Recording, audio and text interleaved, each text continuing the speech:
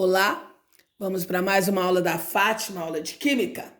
Hoje nós vamos começar com uma função inorgânica chamada ácido, né? Então, quais são as regras? Como eu reconheço um ácido?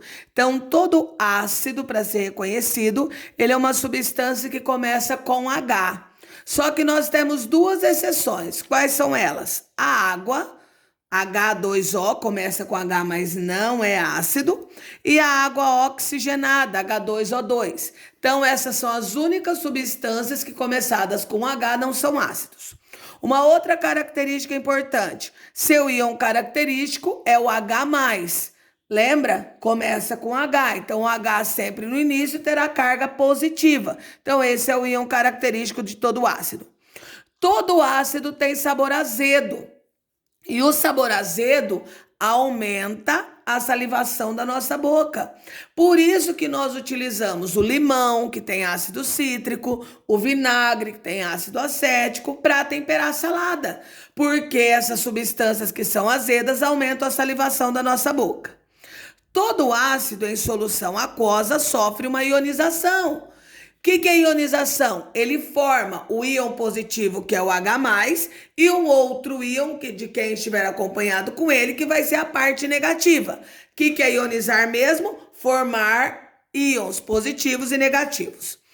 Todo ácido, ele vai conduzir corrente elétrica somente em solução aquosa, ou seja, somente quando ele estiver dissolvido em água. Um ácido puro não conduz corrente elétrica. Todo ácido é um composto molecular. O que é um composto molecular? Que se liga através de ligação covalente, compartilhamento de elétrons. Todo ácido é neutralizado por uma base. Então, se eu estou com azia, se eu estou com má digestão, o que o médico muitas vezes receita quando a pessoa tem gastrite? Ele receita o hidróxido de alumínio, que é uma base. Então, todo ácido é neutralizado por uma base. E os ácidos, eles são percebidos, existem dois indicadores muito comuns. Existe a fenolftaleína, que é uma substância incolor, e que quando ela é colocada no ácido, ela continua incolor. E existe um outro em laboratório também, papel de tornassol, que quando ele é colocado em presença de um ácido, ele fica da cor rosa, correto? Essas são as principais características de um ácido. Hoje nós vamos aprender nomenclatura. O que é nomenclatura? Como a gente dá um nome. Para a gente dar um nome a um ácido, primeiro nós temos que saber se nós temos um hidrácido ou um oxiácido. O que são hidrácidos? Hidrácidos são ácidos sem oxigênio. Então, se vocês observarem aqui, todos os meus ácidos não têm oxigênio. Como que eu dou um nome a um ácido que é um hidrácido? Eu vou colocar a palavra ácido por causa do H, lembrando que ácido é a substância que começa com hidrogênio, com exceção da água e da água oxigenada. Então, ácido. Qual o nome desse elemento? Esse elemento se chama flúor. Então, flúor mais hídrico, ácido fluorídrico. Esse ácido é usado para escrever em vidro. Aqui, ó, novamente, ácido. O nome do elemento é o cloro, cloro mais hídrico, ácido clorídrico. Esse ácido clorídrico ele é encontrado no suco gástrico do nosso estômago. E esse daqui, ácido, o CN é junto, ele vem de um ânion chamado cianeto. O nome dele é ácido cianídrico. Esse ácido cianídrico é usado em câmaras de gás quando a pessoa é condenada a uma pena de morte com câmara de gás, tá? Ele mata por asfixia. E esse ácido também é encontrado na mandioca braba, tá? Então, a mandioca, por exemplo, antes dela ser dada para o gado, ela precisa ser arrancada e deixar exposta ao sol para liberar esses ânions cianeto para que não ocorra nenhum mal para o gado, tá? Então, se hidrácidos são ácidos sem oxigênio, oxiácidos são ácidos com oxigênio. E os oxiácidos, sempre nós temos que saber quem é o ácido padrão. Na maioria das vezes, o ácido padrão vai ter 3 oxigênios. Claro que, como toda regra, existe uma exceção. Então, eu coloquei alguns exemplos aqui, ó. Vocês estão percebendo que esses 4 ácidos têm hidrogênio, obrigatoriamente, o cloro e o oxigênio? O que diferencia um do outro? A quantidade de oxigênios. E isso também tem que mudar o nome, porque senão todos teriam o mesmo nome, mas não tem a mesma quantidade de átomos.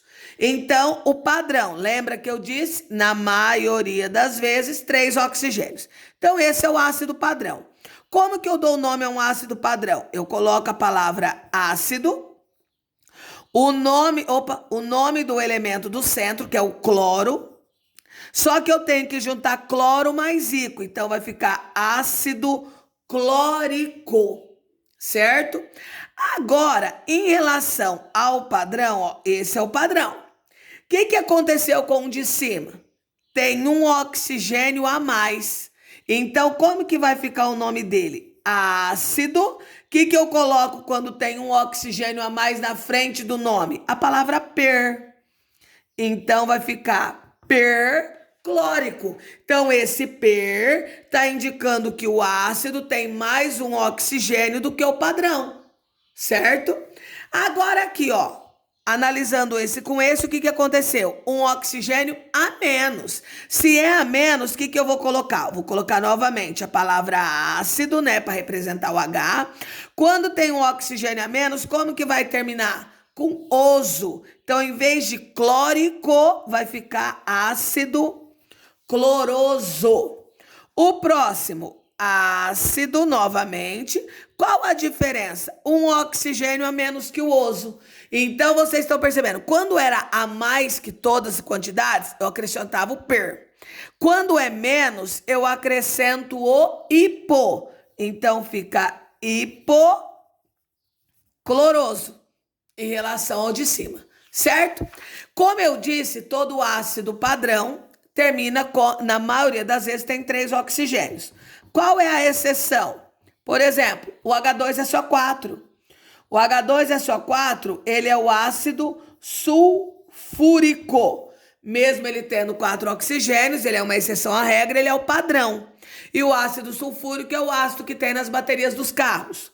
Nós temos também uma outra exceção, que é o H3PO4, que é o ácido fosfórico. Também tem 4 oxigênios, mas é o padrão. O ácido fosfórico, ele é usado em fertilizantes e ele também é usado em alguns refrigerantes. Correto até aqui? Existe uma outra nomenclatura que tem a ver com hidratação. E como seria essa outra nomenclatura? Então, eu vou pegar esse ácido aqui, ó, o H2SO4. Esse é o padrão. Esse ácido recebe o nome de ácido sulfúrico. E o ácido sulfúrico, ele tem a maior quantidade de água em relação a estes tipos de ácidos formados com enxofre. Então, ele pode ser chamado de ácido sulfúrico ou ácido ortosulfúrico, certo? Sulfúrico ou ortosulfúrico, tanto faz. Agora, eu quero construir do orto, eu quero fazer o meta. Como que eu construo o metasulfúrico? Para eu construir o metasulfúrico, eu vou pegar o orto menos uma molécula de água. Quem é o orto? Ó, H2SO4 menos uma molécula de água, correto? Só que se eu fizer isso, o que acontece? Se eu cancelar aqui com aqui, porque H2 com H2 cancela, não vai existir o ácido ortosulfúrico. Por que não? Porque não existe hidrogênio. Então, eu não tenho metasulfúrico, certo? Então, existem alguns ácidos que não dá para formar um meta. Vamos pegar outro exemplo? Vamos pegar o H3PO4. O H3PO4, como que eu faço o orto mesmo? Eu pego o orto menos uma molécula de água. 3 menos 2, 1. O P continua, 4 menos 1, 3. Lembra que esse ácido ele pode chamar de ácido fosfórico ou ácido ortofosfórico. Então, o que eu estou fazendo aqui? Eu estou pegando o orto, tirando uma água e formando o ácido metafosfórico. Professora, por que agora existe o meta e não existiu o metasulfúrico? Porque no metasulfúrico não sobrou H, então não é ácido. Para ser ácido tem que ter o H. Então esse é o ácido metafosfórico. Existe um outro que é o pirosulfúrico ou pirofosfórico ou pirocarbônico, depende qual ácido que você quer transformar. Então vamos fazer o piro do ácido sulfúrico? Como que ficaria o piro do ácido sulfúrico? Ó, para eu fazer o piro, eu preciso de 2 vezes o orto menos uma molécula de água. Então, 2 vezes o orto. Então, quem é o orto? H2SO4. Vezes 2. 2 vezes 4, 8. 2 vezes 1, 2. 2 vezes 2, 4. Certo? Menos uma molécula de água. 4 menos 2, 2. S2O7. Olha, não existe o metasulfúrico, porque não sobrou H, mas existe o pirosulfúrico. Correto até aqui? Lembra quando eu disse para vocês que todo ácido, quando colocado em água, ele sofre. Então, como a gente faz uma ionização? Ó, lembra que ionização, ó, meu ácido tá na água, meu ácido, obrigatoriamente eu tenho que colocar ele na água para formar o íon positivo e negativo. Primeira coisa, eu tenho que observar o número de hidrogênios que eu tenho. Como eu tenho um hidrogênio, eu preciso de uma única molécula de água. Quando eu faço isso, eu ionizo esse ácido, formando um íon positivo, que é o H, e sempre ele vai ter carga mais, mas se o hidrogênio é o positivo, quem é o negativo? Cl. Com que carga? Menos 1. Por quê? Porque eu só tenho um hidrogênio. Agora vamos supor que eu tivesse esse ácido aqui, ó, H2SO4 mais H2O. Posso colocar só uma água? Não. Por que não? Porque eu tenho 2 hidrogênios. Então eu preciso de 2 águas. Então eu vou formar o íon positivo. Quem é o positivo? O H. Quantos Hs eu tenho? 2. Então vai ficar 2H+. Mas, se o hidrogênio é o positivo, quem sobrou é o negativo. SO4 menos 2, certo? Lembrando que antigamente o H+ era representado por H3O+. Então, antigamente se fazia assim a ionização do H. Hoje em dia, simplificadamente, coloca-se apenas o H+. Isso que eu acabei de ensinar é ionização total. Existe uma ionização que ela é chamada de ionização parcial. Como que seria essa ionização parcial? Então, eu vou pegar esse ácido aqui, ó, H2CO3, certo? Tá vendo que ele tem 2 hidrogênios? Mas se eu colocar apenas uma molécula de água, irá ionizar apenas um hidrogênio. Então, como que ficaria? H+. Só ionizou um hidrogênio, então outro hidrogênio ainda existe aqui. Então, ficaria como? HCO3 menos. Por que, professora, só menos se tem 2 hidrogênios? Porque, por enquanto, ionizou apenas uma vez. Então, agora eu vou, como é uma ionização parcial e eu quero as partes da ionização, se eu só pedisse parcial, seria só isso.